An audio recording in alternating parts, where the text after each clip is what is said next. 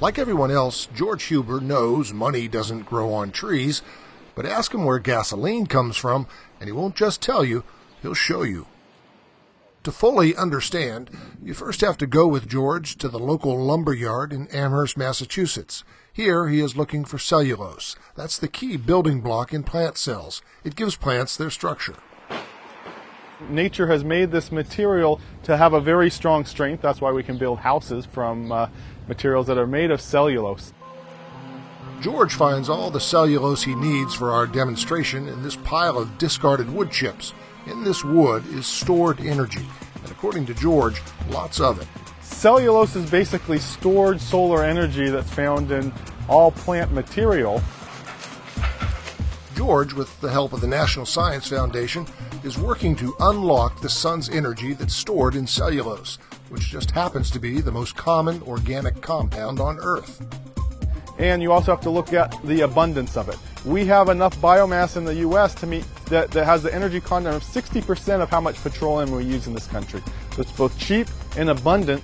And as oil becomes less cheap and less abundant, our dependence on it poses dangers, not only to our national security, but to our environmental security as well. Finding an alternative to oil is critical. Which brings us back to George and those wood chips. He's taking them to a lab nearby at the University of Massachusetts.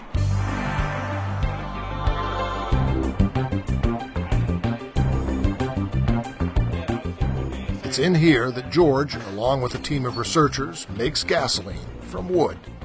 Okay, so right here we have some sawdust that we got from Coles Lumber. This is our feed to make green gasoline. Our first step is to put this in the hopper. Just pour some sawdust into the hopper. In here. And our hopper, there's a screw in here that basically turns around and injects the sawdust into this reactor.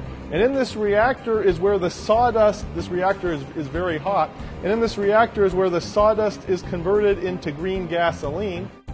Inside, the reactor looks something like this model. Superheated, vaporized wood interacts with a catalyst, a chemical powder George has created. As the vapor passes through the powder, it turns into a gaseous steam with the chemical properties of gasoline.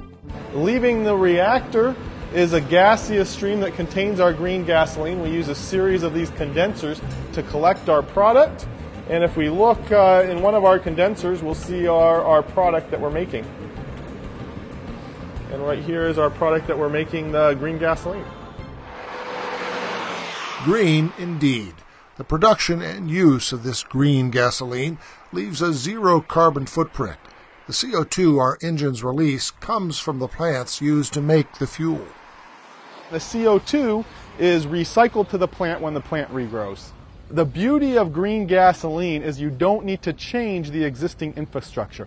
We're going to make the same gasoline from biomass that you make from petroleum oil. We can make gasoline, diesel fuel, home heating oil, jet fuel, and chemicals. So anything you can make from crude oil, we believe in the next 10 to 20 years you'll be making from biomass. And that can also include biomass that often ends up in landfills, like plant stems, bark, waste wood, even discarded paper. In the future, you're going to see these large switchgrass farms, or you'll see farms that grow the corn, and that you convert the corn kernels for food, and then the stalks you convert to biofuels. So far, George has created biofuels in lab-scale quantities, just a few ounces at a time. And we need to have all those materials characterized. He's working on creating biofuels on a larger scale, perhaps as much as a few tons a day, and that he hopes will eventually lead to full-scale commercial production. They're going to pull up the gas station, and they're going to put green gasoline in their car, and they're not even going to know they're putting green gasoline in their car. All the changes will be made on the front end at the biorefinery, and rather than refining crude oil, we're going to be refining biomass. For Science Nation, I'm Bruce Burkhardt.